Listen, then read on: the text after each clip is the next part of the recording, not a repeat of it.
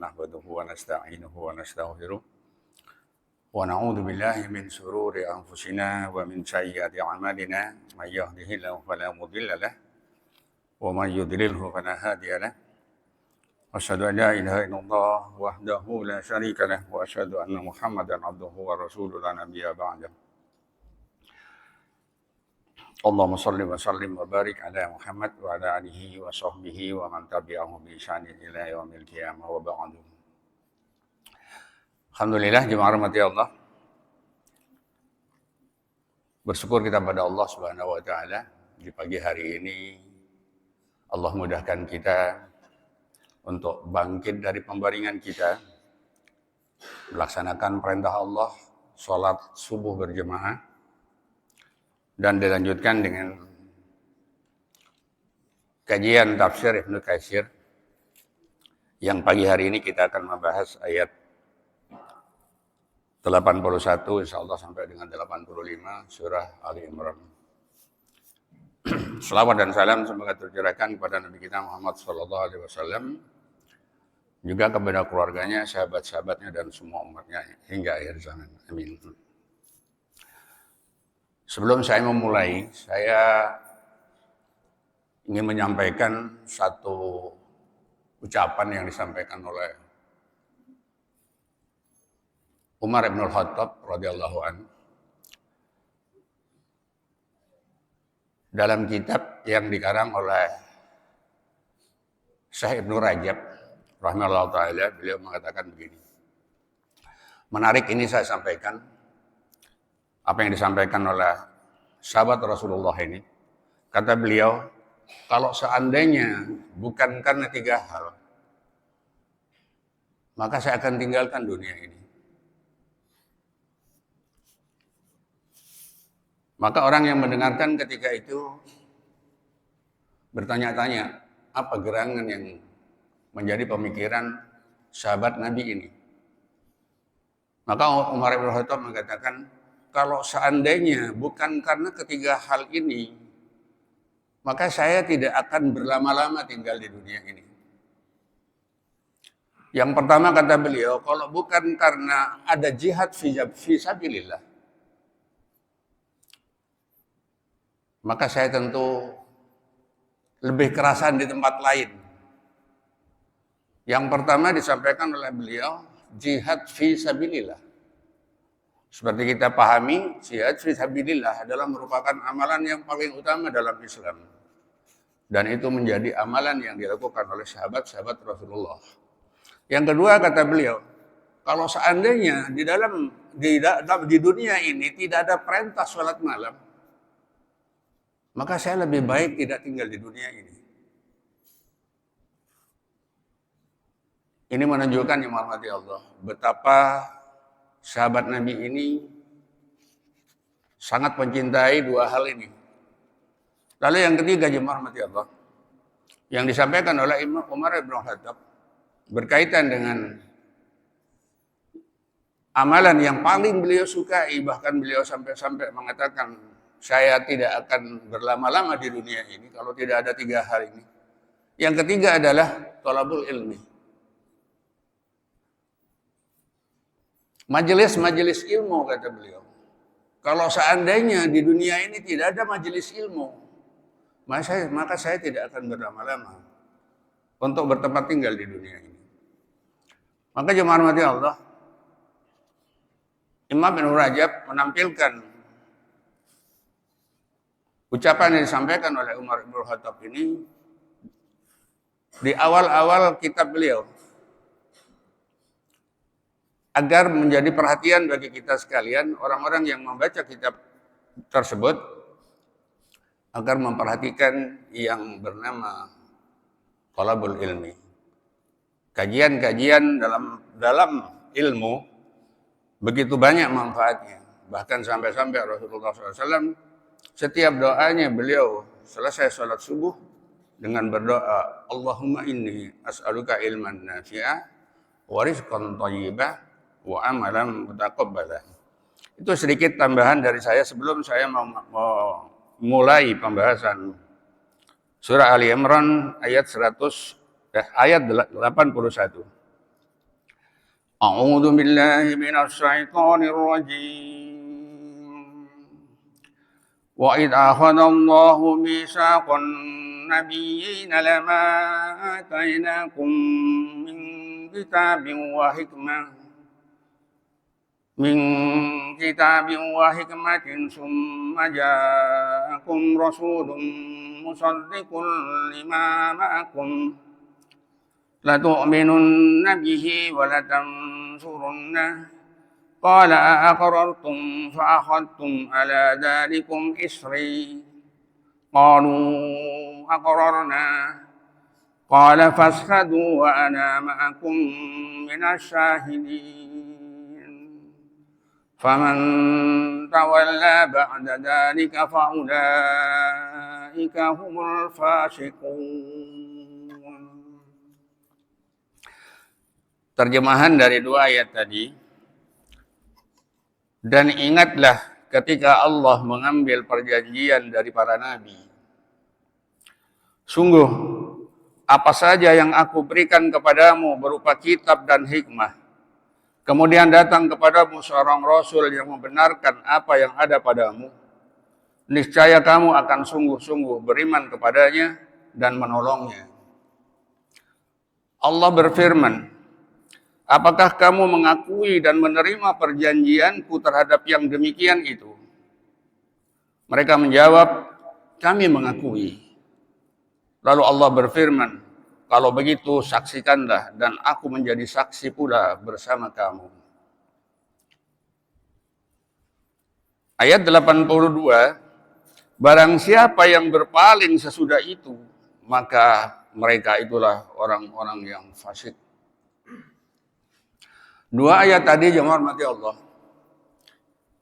ditafsirkan oleh Ibnu Katsir dengan mengatakan bahwa Allah Subhanahu wa taala memberitahukan bahwa Allah telah mengambil janji dari setiap para nabi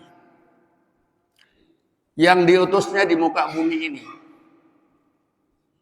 Mulai kapan? Mulai sejak dari Nabi Adam sampai dengan Nabi Isa alaihissalam. Seperti kita ketahui jemaah rahmati Allah, Nabi dan Rasul yang harus kita pahami, yang harus kita yakini, yang harus kita imani sebanyak 25 Nabi. Namun sebagaimana yang Allah Subhanahu wa taala sampaikan dalam beberapa ayat bahwa Allah Subhanahu wa taala menyebutkan Nabi, ada pula nabi-nabi yang tidak disebutkan oleh Allah Subhanahu wa taala dalam kitab Al-Qur'an. Maka para ulama mengatakan, termasuk di dalamnya Ibnu Katsir mengatakan bahwa para nabi yang diutus oleh Allah, yang diberi hikmah oleh Allah, sebanyak 34.000 nabi. Kita dapat bayangkan Allah mengadakan perjanjian terhadap para nabi yang jumlahnya banyak. Untuk apa? Mengakui dan menerima perjanjian itu, perjanjian antara para nabi dengan Allah berkaitan dengan kerasulan Rasulullah SAW. Walaupun nanti kita dapati pendapat yang lain, termasuk juga kenabian yang diangkat oleh Allah, yang diutus oleh Allah selain Rasulullah SAW. Maka jemaah rahmati Allah, janji itu ialah apapun yang diberikan oleh Allah kepada seseorang di antara para nabi, berupa hikmah, berupa kitab, dan disampaikan kepada umatnya, benar-benar nantinya akan disaksikan, akan didukung, dipercayai oleh nabi-nabi setelahnya. Maka jemaah rahmati Allah, kata Ibnu Katsir, setiap Allah mengutus seorang nabi, mengangkat seorang nabi, maka nabi sesudahnya dia harus mengakui dan mendukung nabi yang sebelumnya. Karena semua datangnya dari Allah. Tidak mungkin seorang nabi akan mengutus dirinya sendiri. Para nabi diutus oleh Allah untuk umatnya. Maka kita ketahui jemaat mati Allah, nabi-nabi terdahulu, Nabi Ibrahim, sejak Nabi Nuh, beliau-beliau ini diutus kepada kaumnya. Termasuk juga nabi yang sebelum Rasulullah SAW, yaitu Nabi Isa alaihissalam. Nabi Isa juga diutus oleh Allah kepada kaumnya, yaitu kaum Bani Israel. Oleh karena itu, kata Ali bin Katsir, Allah Subhanahu wa taala berfirman, dan ingatlah ketika Allah mengambil perjanjian dari para nabi. Maka dengan demikian jemaah rahmati Allah, seluruh nabi Allah adakan perjanjian untuk mendukung nabi-nabi berikutnya sampai dengan Nabi Muhammad sallallahu alaihi wasallam.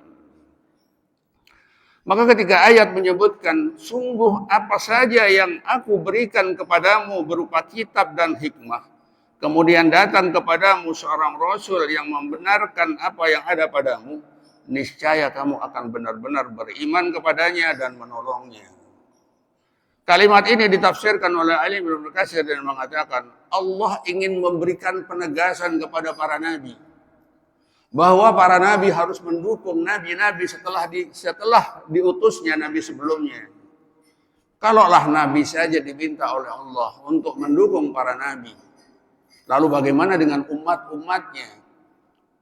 Maka nanti ada catatan dari Ali bin Abi Thalib radhiyallahu anhu, dan pendapat ini didukung oleh Ibnu Abbas radhiyallahu anhu yang mengatakan bahwa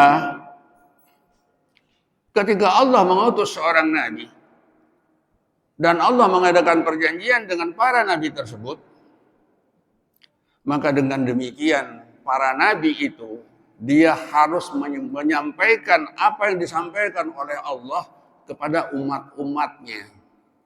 Kalau umat-umat yang terdahulu menyampaikan kepada umatnya masing-masing, maka kepada Rasulullah SAW diutusnya Rasulullah SAW untuk menyampaikan risalah itu kepada seluruh umat. Ini perbedaannya jemaah rahmati Allah.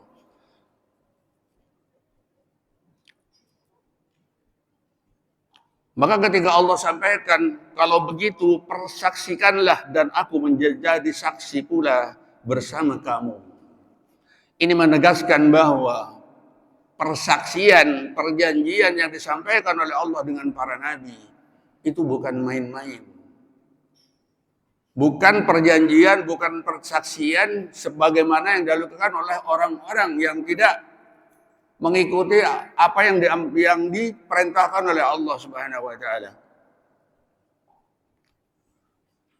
Maka ketika Allah menutup ayat ini dengan kalimat, barang siapa yang berpaling dari perjanjian ini sesudah itu, maka mereka adalah orang-orang yang fasik. Dalam Al-Quran, jemaah rahmati Allah, banyak ayat Allah menyebutkan tentang orang-orang yang fasik. Apa fasik itu? Fasik itu adalah, kata para ulama, orang yang tahu tentang ajaran agama, namun mereka mengingkarinya. Maka kenapa kemudian jemaah rahmati Allah, orang-orang kafir Quraisy banyak dihukumi oleh Allah sebagai orang-orang yang fasik. Maka kemudian ketika di akhir zaman ada orang-orang yang paham tentang ajaran agama, ada perintah, ada larangan, namun mereka mengabaikannya. Merekalah bagian dari orang-orang yang fasik.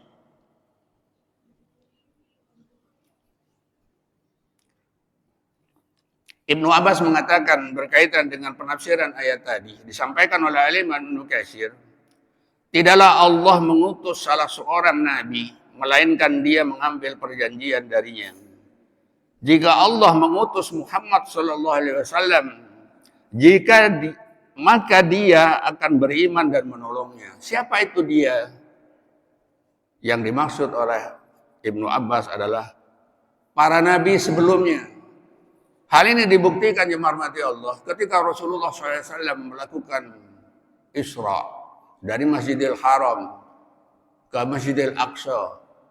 Lalu di sana dilakukan sholat sunnah secara berjemaah, yang menjadi imam adalah Rasulullah SAW. Makmumnya siapa? Para nabi. Allah turunkan para nabi yang telah wafat sejak dari zaman Nabi Adam sampai dengan Nabi Isa alaihissalam. Mereka lah yang menjadi makmum, dan imamnya adalah Rasulullah SAW. Seorang sahabat bernama Qatadah, dia berpendapat yang lain. Walaupun kata ilmu Ibnu Katsir, pendapat ini sebenarnya saling mendukung. Kata Qatadah, Allah mengambil perjanjian dari para nabi bahwa mereka harus saling membenarkan.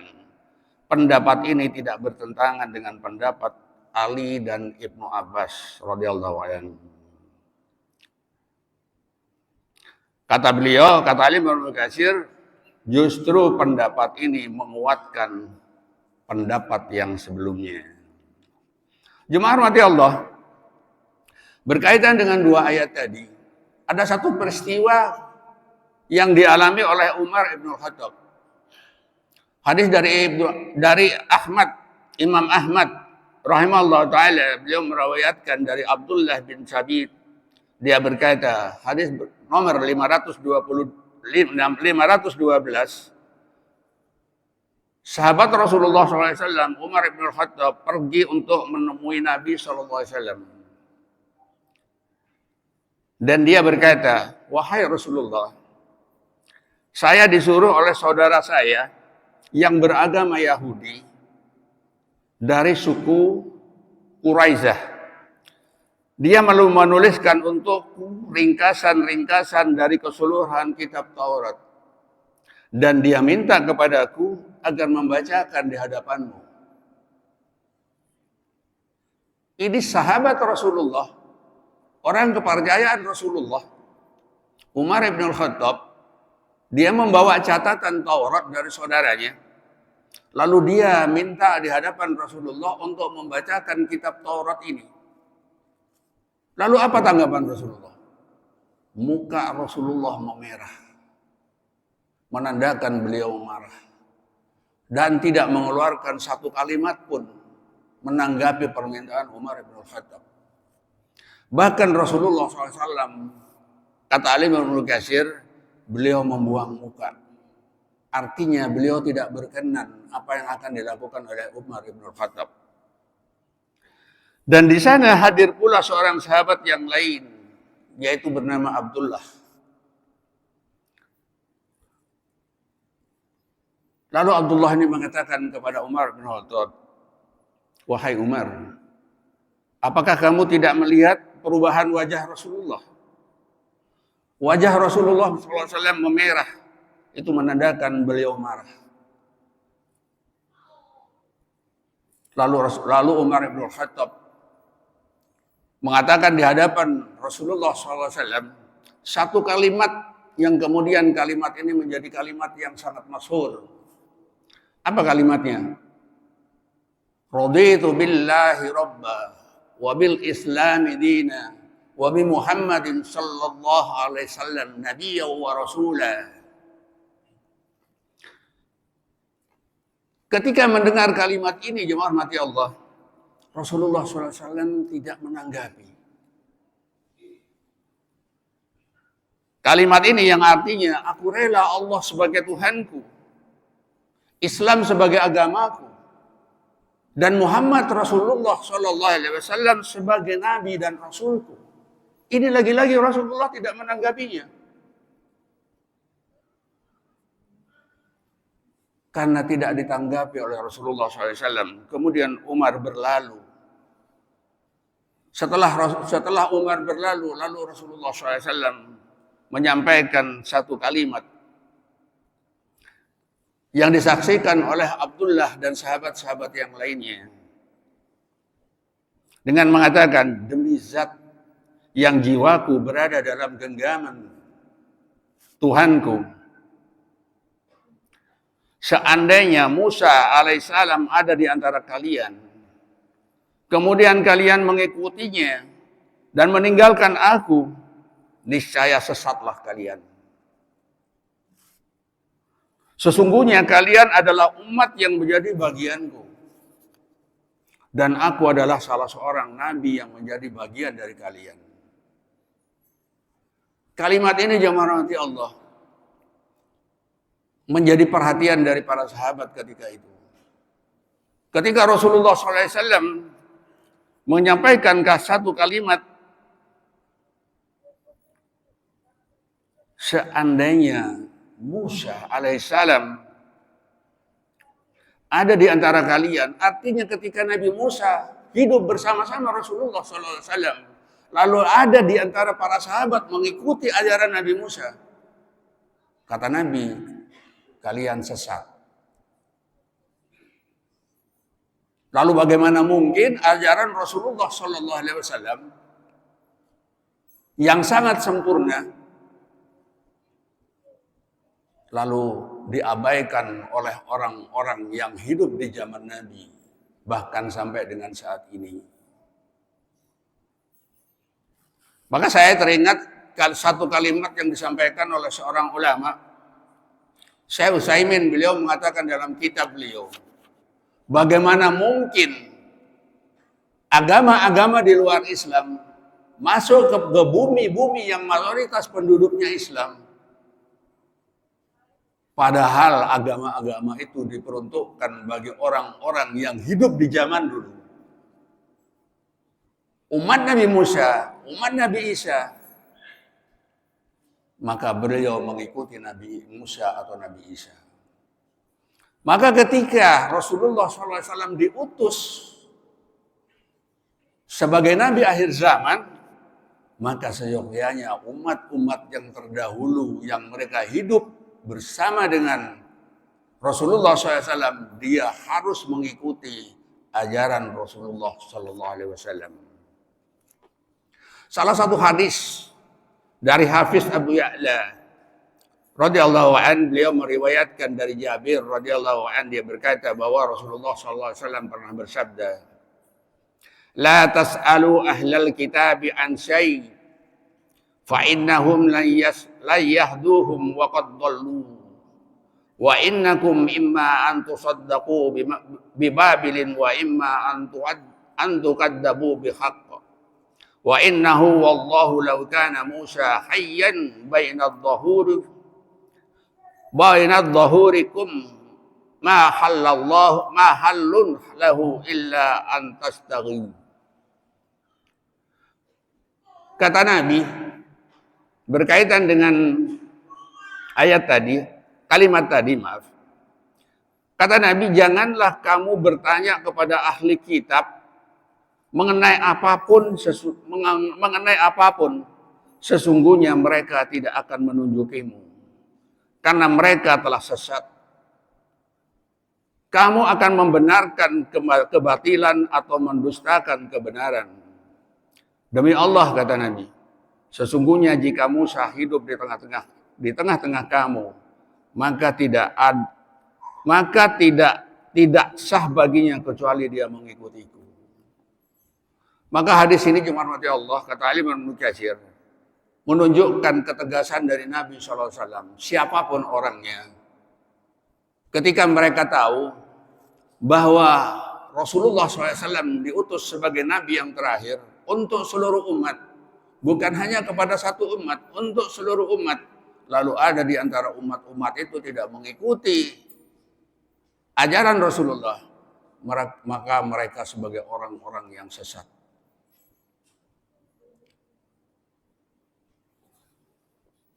Maka dengan demikian Al-Imam Ibnu Katsir menafsirkan penafsiran dua ayat tadi dengan penutupnya.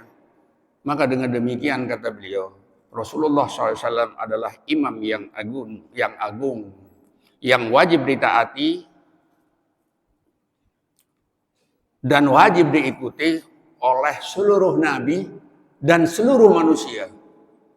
Seluruh nabi dan seluruh manusia. Ini disampaikan oleh Al-Imam Ibnu Katsir berkaitan dengan penafsiran dua ayat tadi. Mengapa demikian? Karena Rasulullah SAW disebutkan sebagai orang yang nanti di kemudian hari di akhirat beliaulah yang nanti akan memberikan syafaatul azmi. Ada yang menyebutkan syafaatul azma. Apa maksudnya? Maka nanti kelak di yaumil akhir Rasulullah SAW yang akan memberikan syafaat yang besar, yang agung kepada semua manusia. Jemaah rahmati Allah, Al-Imam Qurtubi, Imam Nasiruddin Al-Qurtubi dalam kitab beliau Al-Qirah, beliau menyebutkan bahwa Rasulullah SAW nanti di akhirat tidak hanya memberikan yang namanya syafaat bukan hanya kepada umatnya. Beliau juga akan memberikan syafaat itu kepada umat-umat yang lain. Umatnya Nabi Nuh, umatnya Nabi Musa, umat nabi-nabi terdahulu. Beliau akan memberikan syafaatnya kepada umat-umat di luar umatnya sendiri. Inilah salah satu keistimewaan yang Allah karuniakan kepada Rasulullah SAW. Maka rugilah orang-orang yang tidak mau mengikuti Rasulullah Sallallahu Alaihi Wasallam.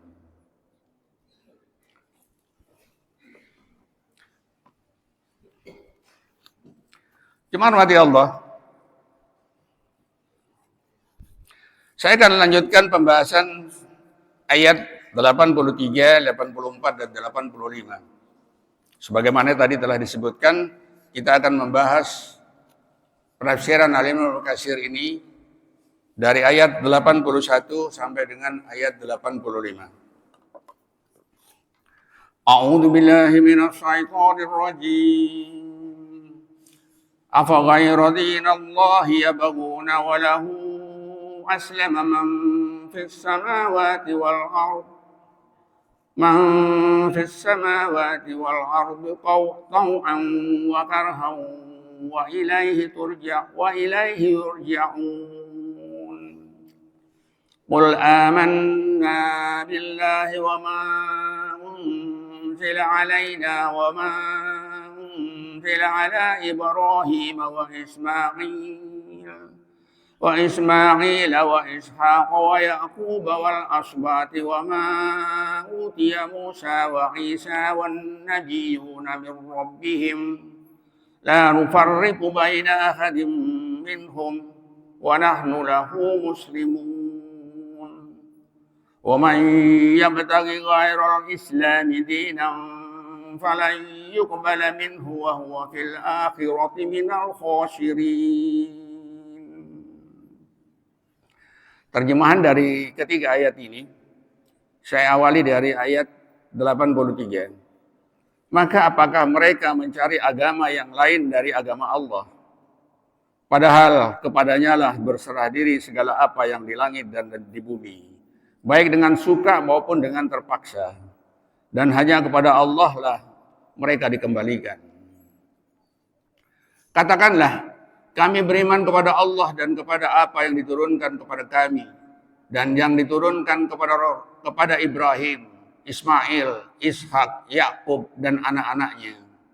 Dan apa yang diberikan kepada Musa, Isa, dan para nabi dari Tuhan mereka. Kami tidak membeda-bedakan seorang pun di antara mereka. Dan hanya kepadanya lah kami menyerahkan diri.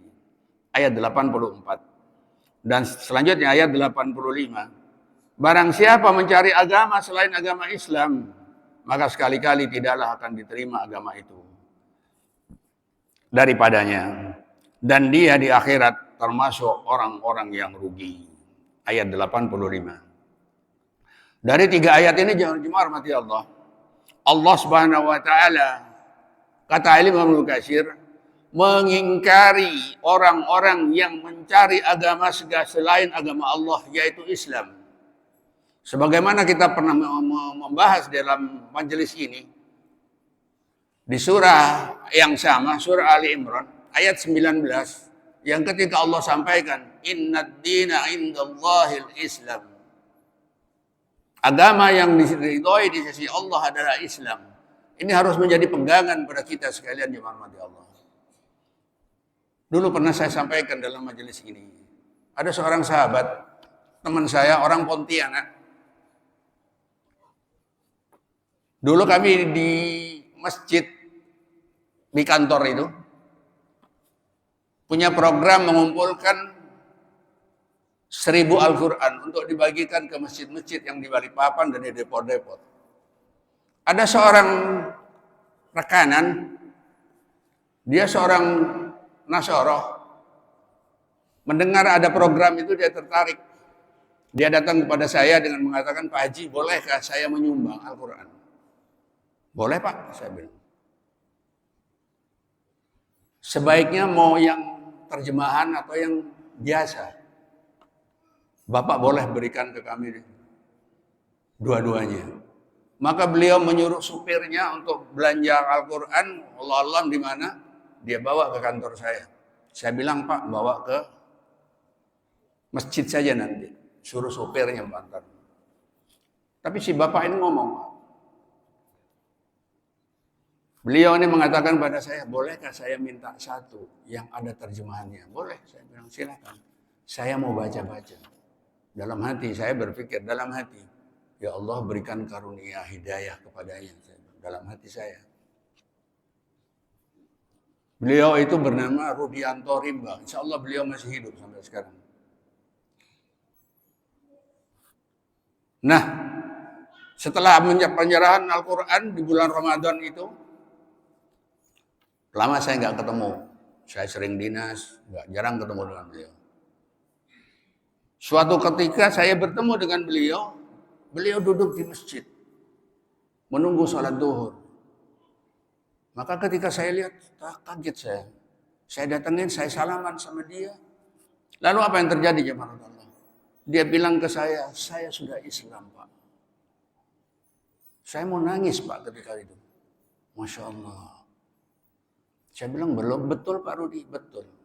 Bagaimana Bapak bisa jadi Islam?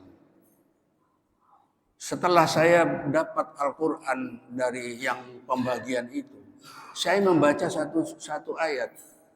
Ayatnya itu yang artinya Allah hanya meridhoi satu agama, yaitu Islam. Maka saya bertanya kepada bawahan saya yang sudah haji, betulkah ini? Kata bawahannya itu, betul Pak. Kalau begitu saya mau masuk Islam. Ini Pak, Masya Allah. Inna dina indallahil Islam. Yang dibaca oleh teman saya ini menjadikan dia mendapatkan hidayah dari Allah. Dia masuk Islam. Lalu bagaimana mungkin orang yang paham tentang Islam menyia-nyiakan agamanya sendiri? Jemaah mati Allah, kita akan lanjutkan pembahasan Al-Imam Ibnu Katsir. Allah mengingkari orang-orang yang mencari agama selain agama Allah, yaitu Islam. Atau yang berkaitan dengan itu, yaitu para nabi, para rasul, kitab-kitabnya, malaikat-malaikatnya yang berkaitan dengan Islam. Maka ketika ada orang yang mengingkari satu saja, dia mengakui tentang agamanya Islam, tapi dia tidak mengakui nabinya, dia tidak mengakui kitabnya, dia tidak mengakui malaikat-malaikatnya, maka mereka dihukumi sebagai orang-orang yang bukan Islam. Kata Al-Imam Ibnu Katsir, agama itu diartikan sebagai penghambaan. Kepada siapa? Kepada Allah Subhanahu wa taala. Tuhan yang Maha Esa. Tiada sekutu baginya. Zat yang kepadanya lah bergantung segala makhluk. Sebagaimana disebutkan dalam surah Al-Ikhlas. Baik yang ada di langit ataupun yang ada di bumi, semuanya berserah diri kepada Allah Subhanahu wa taala. Semua bersujud kepada Allah, baik dia terpaksa ataupun dengan sukarela. Ketika Allah Subhanahu wa taala berfirman, hanya kepada Allah lah bersujud segala apa yang di langit dan apa yang di bumi, baik dengan suka maupun dengan terpaksa. Kata beliau, seorang muslim ialah orang yang berserah diri kepada Allah Subhanahu wa taala dengan hati dan raganya. Sedangkan orang kafir berserah diri kepada Allah secara terpaksa karena dia merasa di bawah penaklukan. Maka beliau, Al-Imam Ibnu Katsir menafsirkan kalimat tadi, siapapun manusianya, ketika dia hidup di alam semesta ini yang Allah ciptakan, dan dia tidak mau taat pada Allah, tidak mengikuti Rasulullah, maka dia sebaiknya tidak bertempat tinggal di alam ciptaan Allah ini. Allah yang Maha Agung, tidak mungkin dia dapat disalahi, tidak mungkin dia dapat ditolak. Allah lah yang harus diterima oleh semua makhluk, walaupun dengan keadaan terpaksa.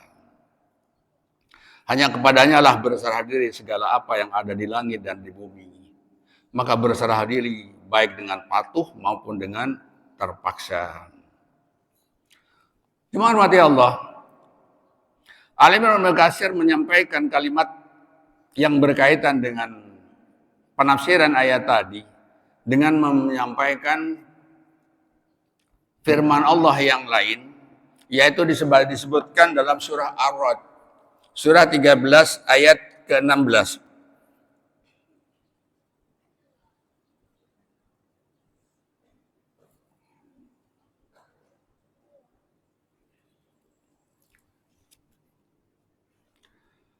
Dalam ayat ini, jemaah mati Allah, Allah Subhanahu wa taala menyampaikan yang artinya, katakanlah, siapakah Tuhan langit dan bumi? Maka jawabnya Allah. Katakanlah, maka patutkah kamu mengambil pelindung-pelindungmu dari selain Allah? Padahal mereka tidak menguasai kemanfaatan dan tidak pula kemudaratan bagi diri mereka sendiri. Maka Allah Subhanahu wa taala di dalam ayat ini memberikan perumpamaan. Katakanlah, adakah sama orang buta dengan yang melihat? Atau samakah gelap gulita dengan terang benderang?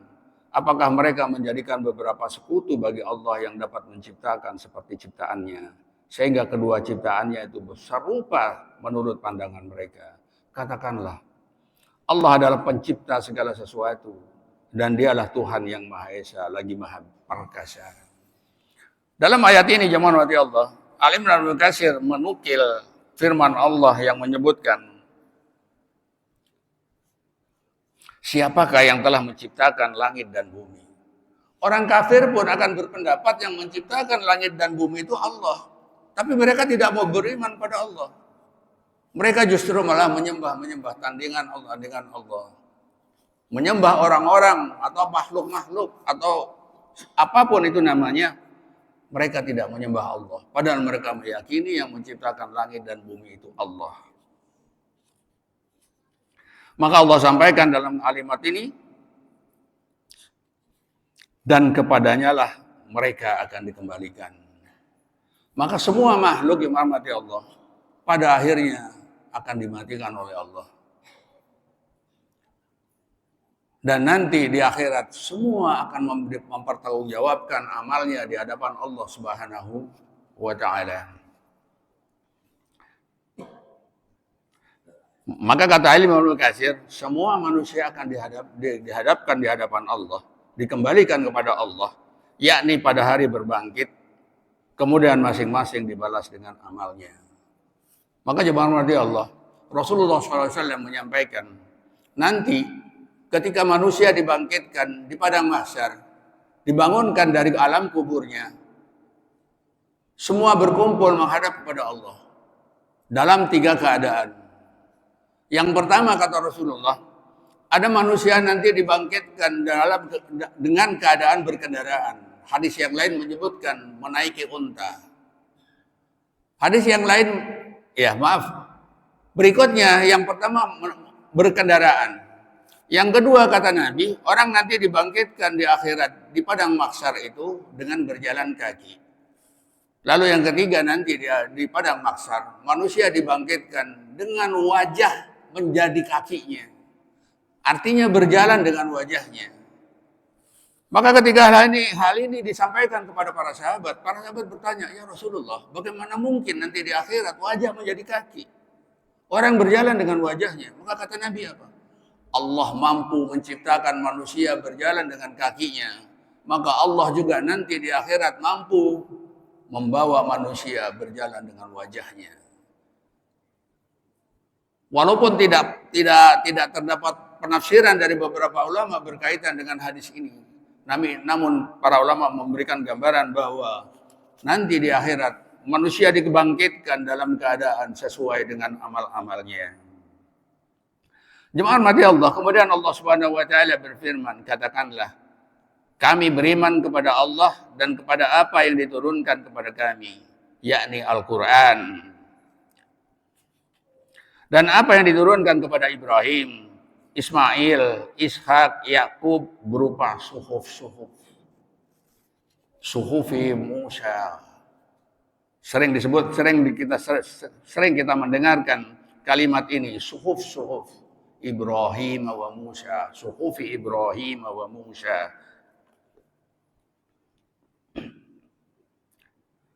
Dan anak-anaknya, kalimat ini disebutkan dengan kalimat dan anak-anaknya, yaitu keturunan dari Bani Israel yang jumlahnya 12 orang.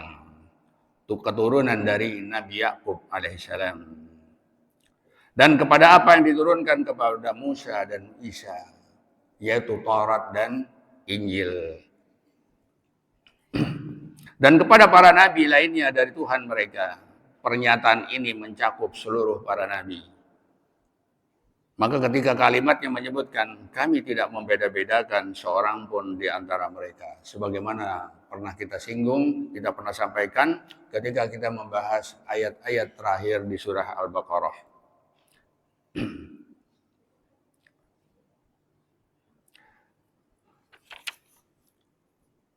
Jemaah mati Allah, dari kalimat tadi, Alim Ibnu Katsir menyampaikan, kaum muslimin, kaum mukminin dari umat Rasulullah SAW, maka dia kepada mereka itu diwajibkan untuk mengimani para nabi, kitab-kitab yang diturunkan oleh Allah kepada nabi-nabi terdahulu, suhuf yang disampaikan oleh nabi-nabi terdahulu. Hanya cukup mengimani saja. Sekali lagi, cukup mengimani saja. Ketika Al-Quran diturunkan oleh Allah, maka umat Rasulullah SAW diwajibkan, diharuskan untuk mengikuti, mengimani, dan melaksanakan apa-apa yang ada di dalam Al-Quran. Sebagaimana disampaikan oleh beberapa ulama, ketika Al-Quran diturunkan, maka menjadi kewajiban untuk membacanya. Ketika Al-Quran telah dibaca, maka menjadi kewajiban untuk mentadaburinya. Ketika Al-Quran telah ditadaburi, maka menjadi kewajiban untuk menghafalnya. Ketika orang telah menghafal Al-Quran, maka menjadi kewajiban untuk mempraktekkan apa-apa yang telah dia hafal. Maka para ulama berpendapat, Al-Quran bukan hanya sekedar dibaca, tapi dia harus ditadaburi, dipelajari. Al-Quran juga harus dihafalkan. Maka Al-Quran juga harus dipraktekkan. Yang terbaik bagi orang-orang yang beriman adalah ketika dia mampu mempraktekkan Al-Quran. Maka bersyukurlah kita kepada Allah Subhanahu wa taala ketika Allah mudahkan kita mempraktekkan Al-Quran. Walaupun belum semuanya kita bisa mempraktekkannya. Ketika kita sholat mempraktekkan Al-Quran. Melaksanakan apa-apa yang Allah perintahkan dalam Al-Quran. Ketika kita mampu membayar zakat, itu juga mempraktekkan apa-apa yang sudah Allah perintahkan dalam Al-Quran. Ketika kita mampu melaksanakan haji dan umrah, itu juga melaksanakan apa-apa yang ada dalam Al-Quran. Juga amalan-amalan yang lainnya yang ada dalam Al-Quran. Kemudian Allah Subhanahu wa taala berfirman, barang siapa mencari agama selain agama Islam, maka sekali-kali tidak akan diterima daripadanya. Maksudnya adalah, barang siapa yang menempuh jalan yang tidak disyariatkan oleh Allah, maka tidak akan diterima daripadanya. Dan dia di akhirat termasuk orang-orang yang rugi. sebagaimana disebutkan dalam salah satu hadis yang sangat populer, yang disebutkan hadis ini oleh Aisyah radhiyallahu anha, juga oleh Abu Hurairah, man amila amalan laisa alaihi amruna fahuwa raddun. Barang siapa yang melakukan suatu amal yang tidak sejalan dengan syariat kami, dengan agama kami, maka amalan yang menjadi tertolak. Maka jemaah hormati Allah, di dalam Al-Quran Allah menyampaikan tentang orang-orang yang rugi. Yang pertama, orang-orang yang rugi sering kita dengar dalam surah Al-Asr. Wal 'asr innal insana lafi khusr illa alladziina amanu wa 'amilus shalihat, dan seterusnya. Juga kita dapati jemaah hormati Allah nanti di ayat yang lain, di surah yang lain, maksud saya, di surah yang lain seperti disebutkan di surah Al-Kahfi, ketika Allah sampaikan tentang orang-orang yang rugi karena amalnya. Di surah Al-Kahfi Allah sampaikan sebagai penutup dari pertemuan kita di pagi hari ini adalah kata Allah, "Qul hal unabbiukum bil akhsarina a'mala alladzina dhalla sa'yuhum fil hayatid dunya wa hum yahsabuna annahum yuhsinuna sun'a." Katakanlah, apakah kami akan memberitahukan kepadamu tentang orang-orang yang paling merugi perbuatannya, yaitu orang-orang yang telah sia-sia perbuatannya dalam kehidupan dunia ini, sedangkan mereka menyangka bahwa mereka berbuat sebaik-baiknya. Dua ayat ini jemaah rahmati Allah, kata Imam Ibnu Katsir, beliau menafsirkan dengan mengatakan bahwa orang-orang yang banyak melakukan perbuatan-perbuatan sia-sia di dunia dan nanti di akhirat tidak ada nilainya di sisi Allah adalah orang-orang yang melakukan perbuatan tidak berdasarkan Al-Quran dan Sunnah Rasulullah SAW. Semoga Allah memberikan kekuatan kepada kita, Allah memberikan petunjuknya kepada kita, untuk kita konsisten melaksanakan perintah-perintah Allah sebagaimana yang dicantumkan dalam Al-Quran dan sebagaimana yang disebutkan dalam hadis-hadis Rasulullah SAW. Barangkali demikian yang dapat saya sampaikan pembahasan surah Ali Imran ayat 81 sampai dengan ayat 85. Insya Allah dengan izin Allah dan pengaturan dari pengurus masjid, mudah-mudahan Allah memberikan kesempatan pada kita untuk kita membahas ayat berikutnya, yaitu ayat 86 dan seterusnya. Kita tutup dengan hamdalah dan doa kifaratul majlis. Alhamdulillahirabbil alamin. Subhanakallahumma rabbana bihamdik asyhadu an la ilaha illa anta astaghfiruka wa atubu ilaik. Assalamualaikum warahmatullahi wabarakatuh.